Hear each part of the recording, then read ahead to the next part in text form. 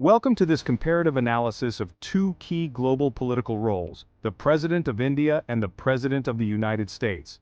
We'll break down their powers, responsibilities, constitutional limitations, and how they operate within their distinct political systems.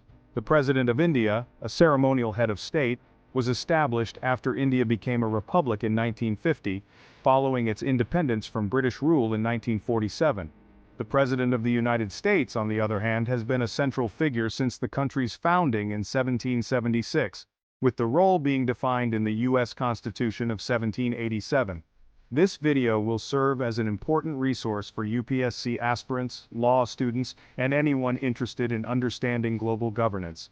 Stay with us as we explore their authorities, the articles that define their powers, and the significance of their offices.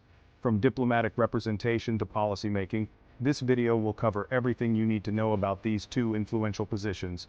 Did you know that the President of India is elected by an electoral college, while the U.S. President is elected through the electoral college system? Don't forget to like, share, and subscribe to stay updated with more such informative videos on global political systems. India's government follows a parliamentary system, which is a democratic form of governance where the executive branch derives its legitimacy from and is directly accountable to the legislature or parliament. This system has its roots in the British colonial era, where India adopted many aspects of the Westminster model. In this system, the president acts as the ceremonial head of state, representing the unity and integrity of the nation. The role is similar to that of the British monarch, who also serves as a symbolic figurehead. The real executive power in India lies with the Prime Minister and the Council of Ministers, who are responsible for running the government and implementing laws and policies. This mirrors the British system where the Prime Minister is the head of government. The President's role is largely guided by their advice, making the position more symbolic and less involved in day-to-day governance. This is in contrast to countries like France, where the President has more direct influence over the executive branch. Conversely, the United States functions under a presidential system, a form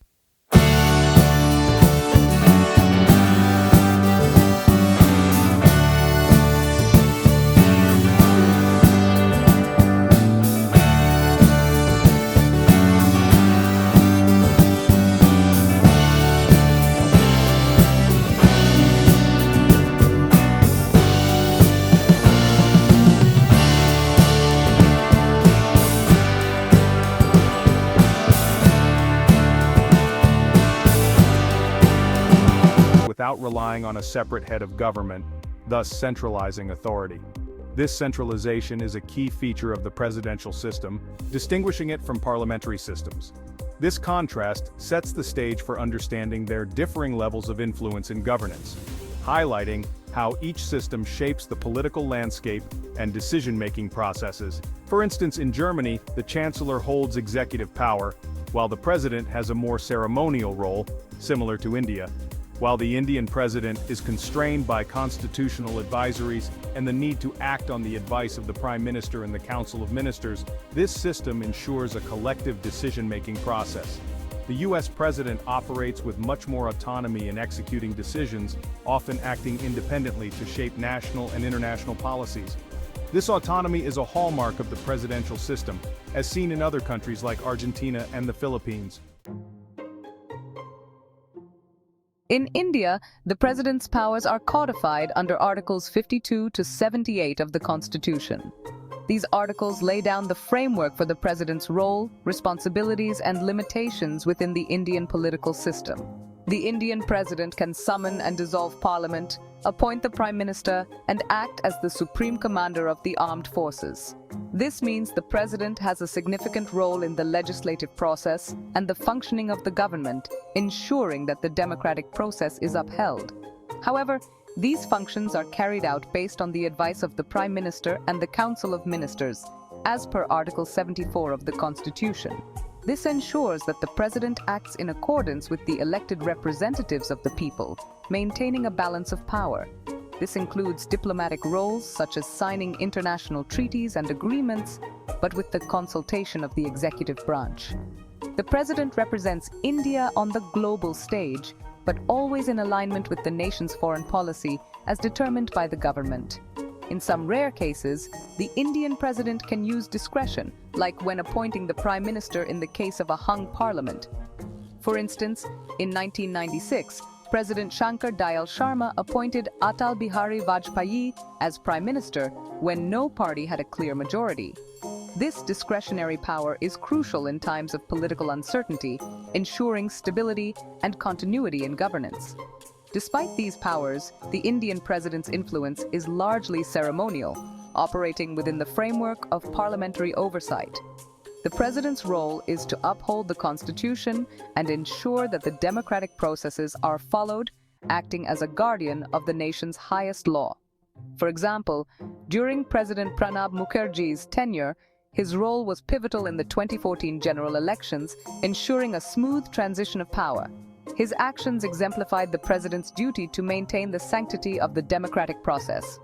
Another notable example is President APJ Abdul Kalam, who, while largely ceremonial, used his position to influence educational policies and promote scientific temper among the youth, showcasing the soft power of the presidential office.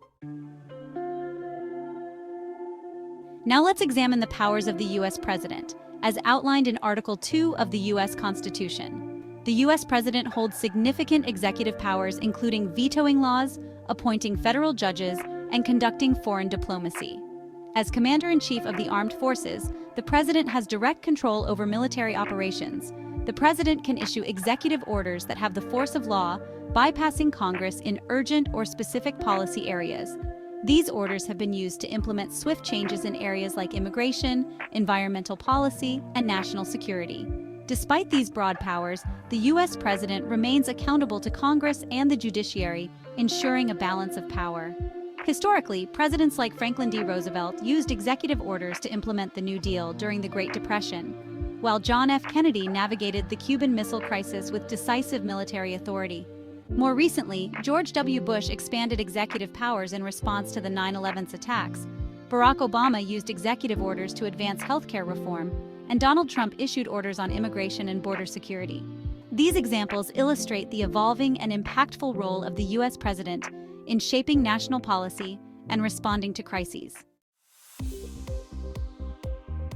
While both presidents have significant roles, their powers are subject to checks and balances. In India, the president's powers are checked by the parliament and the prime minister's advice. Most decisions require executive consultation.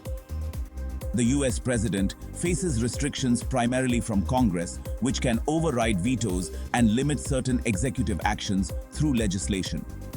Additionally, the US judiciary, particularly the Supreme Court, can declare presidential actions unconstitutional. Similarly, the Indian president's powers are often reviewed by the judiciary, ensuring their actions adhere to constitutional norms. For instance, in 2016, the US Congress overrode President Obama's veto of the Justice Against Sponsors of Terrorism Act. In India, the president can return a bill for reconsideration, but if the parliament passes it again, the president must assent.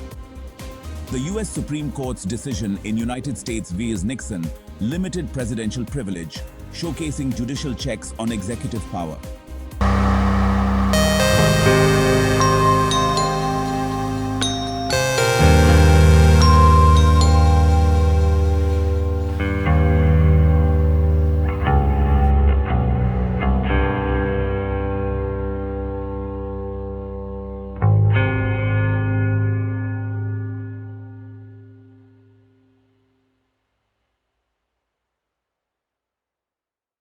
Acts on the advice of the Prime Minister and the Council of Ministers.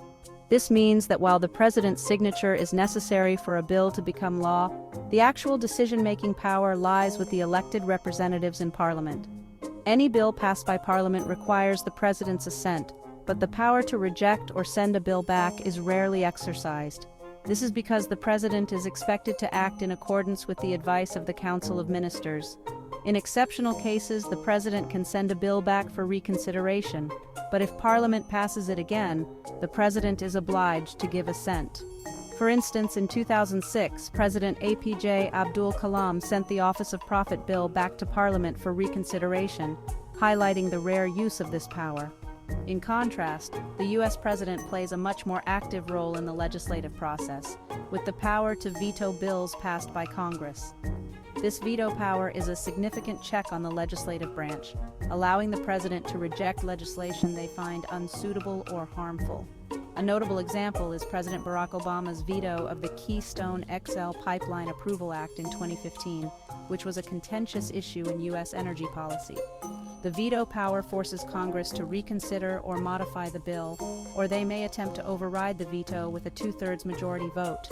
This dynamic creates a balance of power, ensuring that both the executive and legislative branches must collaborate and compromise. For example, President George W. Bush's veto of the State Children's Health Insurance Program, SCIP, expansion in 2007 led to significant legislative negotiations.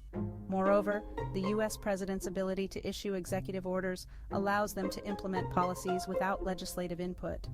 These orders can have a wide-ranging impact on domestic and foreign policy, providing the President with a tool to swiftly address issues or enact changes. President Franklin D. Roosevelt's Executive Order 9066, which led to the internment of Japanese Americans during World War II, is a historical example of the profound impact of executive orders. This provides the U.S. President a direct channel to influence policy, while the Indian President remains a largely symbolic lawmaker.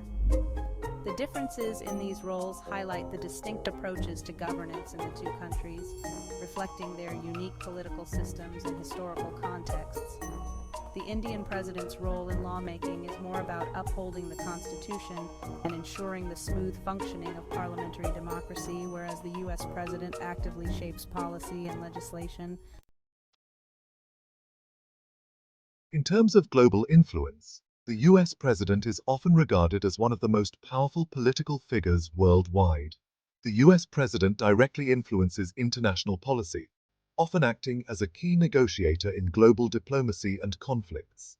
Historically, U.S. presidents have played pivotal roles in major global events, such as the formation of NATO, the Cold War negotiations, and climate change agreements. Meanwhile, the Indian president's role on the global stage is more ceremonial, representing India at state functions and summits. The Indian president's responsibilities include upholding the dignity of the nation and fostering diplomatic relationships through ceremonial duties. This contrast is rooted in the nature of their political systems, one being a direct executive, the other a symbolic representative. While both presidents play crucial roles in their respective countries, their influence on global matters differs significantly. This comparison highlights how constitutional design shapes the power and scope of leadership on the global stage. From the Cuban Missile Crisis to the Indo-US nuclear deal, the historical context underscores the distinct yet significant roles both presidents play in shaping global affairs. In conclusion, the roles of the Indian and U.S. presidents are both critical, but they differ fundamentally in power, scope, and influence. The Indian president serves primarily as a ceremonial head, with limited executive powers exercised through the advice of the Prime Minister. This ensures a balance of power within the parliamentary system. In contrast, the U.S. president wields significant executive authority, directly managing the government, military, and policymaking. This centralization of power is a hallmark of the presidential system. The Indian president's role is largely symbolic, representing the unity and integrity of the nation, while the U.S. president is both the head of state and government, embodying executive leadership. Both positions hold symbolic and practical importance, but their influence is shaped by the constitutional systems in which they operate. The Indian president's actions are often guided by the Council of Ministers, whereas the U.S. president has more autonomy in decision-making. Understanding these differences provides insight into the distinct political frameworks that govern these two nations. Thank you for watching, and don't forget to like, share, and subscribe for more in-depth political analyses and educational content.